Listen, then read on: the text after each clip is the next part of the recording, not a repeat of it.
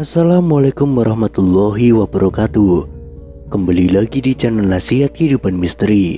Pada video kali ini saya akan membahas tentang Borobudur adalah bunga teratai purba raksasa. Candi Borobudur telah diakui sebagai warisan dunia UNESCO dan situs arkeologi Buddha terbesar di dunia oleh Guinness World Record. Namun terlepas dari pengakuan ini, candi ini masih menyimpan sejumlah misteri yang belum terpecahkan. Candi Borobudur yang terletak di Kabupaten Magelang, Jawa Tengah ini selama berabad-abad terkubur di bawah gundukan tanah, menjadi serupa bukit penuh dengan semak belukar dan ditumbuhi pohon akibat letusan Gunung Merapi.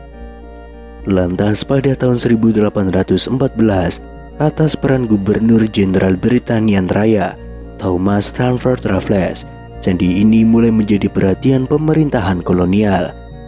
Raffles jugalah yang pertama kali menuliskan nama Borobudur di dalam bukunya History of Java.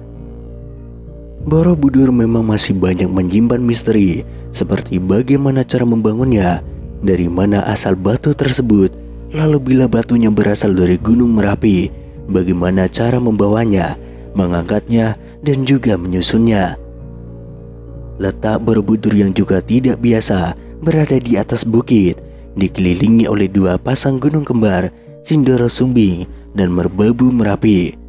Padahal candi lain dibangun di tanah yang datar, menjadi teka-teki yang belum terjawab sampai sekarang ini. Pada tahun 1931, seniman dan pakar arsitektur Hindu-Buddha W.O.J. Neewenkamp mengajukan sebuah teori bahwa dataran Kedu, lokasi Borobudur berdasarkan legenda Jawa, dahulunya adalah sebuah danau purba.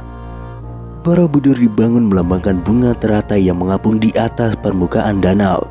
Ini menjadi sebuah hipotesis yang disambut perdebatan hangat oleh kalangan para ilmuwan pada saat itu. Dalam bukunya Feat Borobudur Mir atau Danau Borobudur, Neewenkamp beranggapan desain arsitektur Candi Borobudur pada dasarnya merupakan representasi dari bentuk bunga Padma atau lotus, simbol kesucian dalam Buddhisme. Desain bangunan ini diibaratkan menyerupai ceplok bunga teratai dengan daun dan bunganya mengelilingi bakal buah yang terletak di tengah-tengah kolam, tulis Neewenkamp.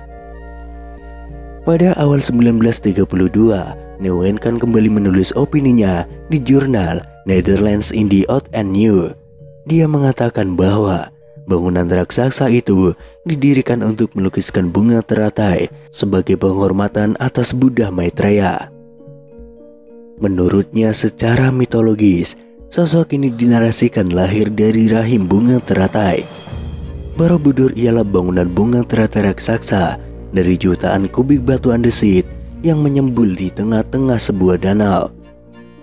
Pada tahun 1937, dirinya kembali melakukan penelitian lanjutan dengan mempelajari topografi daerah di sekitar Candi Borobudur. Hasil penelitian ini pernah dimuat dalam harian Allgemeine Handelsblad pada 2 Mei tahun 1937, lengkap dengan gambar peta dan juga daunnya. Dari rekonstruksi diandaikan, Candi Mendu dan Candi Pawon yang berada pada garis lurus dengan Candi Borobudur berada di dataran dengan lokasi di tepian danau. Dari Candi Pawonlah, kata Neewenkamp, dapat diperoleh panorama Borobudur yang paling bagus. Sementara itu, untuk membuktikan hipotesisnya ini, Neewenkamp menunjukkan beberapa nama desa di sekitar Candi Borobudur yang berhubungan erat dengan danau dan air, seperti Tanjung Sari, Bumi Segoro, Sabrang Rawa, atau Segaran.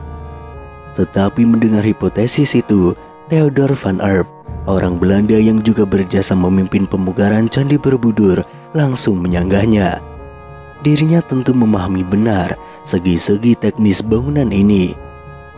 Dalam catatan van Erp, Candi Borobudur dibangun dari 2 juta batu andesit, terdiri dari 1460 panel bergambar dan 1212 panel dekoratif, dan juga 504 patung Buddha 3 dimensi plus 1 stupa besar dengan diameter 52 kaki.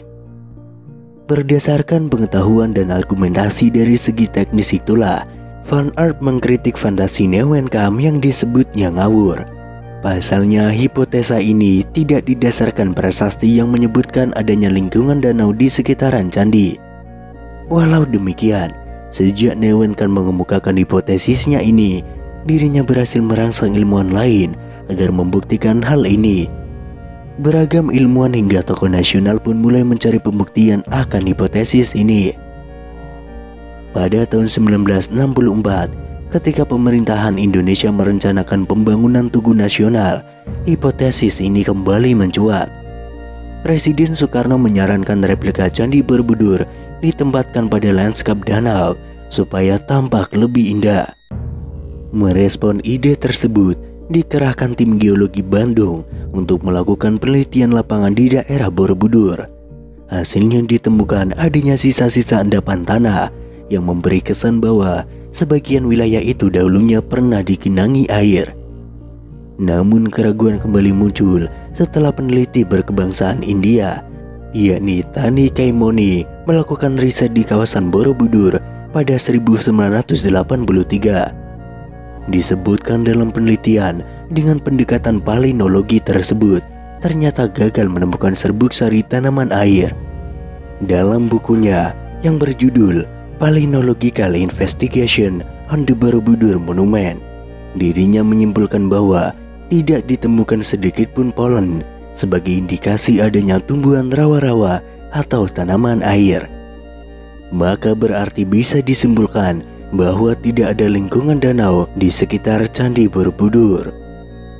Tetapi pada tahun 1986, wacana danau di sekitar Candi Borobudur kembali mengemuka setelah adanya riset dari J.J. Nosin dan Cesar Vote yang menggunakan analisis geoformologi berdasarkan interpretasi foto udara plus observasi lapangan. Dari hasil penelitian ini mereka menyimpulkan bahwa dataran di sekitar Candi Borobudur memang pernah menjadi lingkungan danau, tapi bukan pada masa dinasti Selendra, namun jauh saat bumi masih zaman kuater, yakni 6.000 tahun yang lalu. Riset ilmiah tidak berhenti di situ. Geolog asal Indonesia, Helmi Murwanto, memiliki bukti dan hipotesis lain. Dengan pendekatan geologi, dirinya justru menemukan endapan batu lempung yang mengandung serbuk sari tanaman komunitas rawa. Sedangkan berdasarkan penelitian radiokarbon C14 dengan mengambil berbagai sampel dari area seluas 10 x 8 km di sekitar Candi Borobudur, dia sampai pada kesimpulan bahwa lempung itu mengandung serbuk sari tanaman air. Dari sinilah dirinya menyimpulkan terbentuknya lingkungan danau sudah terjadi mulai kala Pleistosen atas dan berakhir jauh setelah Candi Borobudur itu dibangun, yakni pada kisaran akhir abad ke-13. Atau dengan kata lain, danau itu, sebutlah Danau Borobudur, telah mengenangi kawasan ini pada kurun waktu 22.000 hingga 660 tahun yang lalu, bebernya.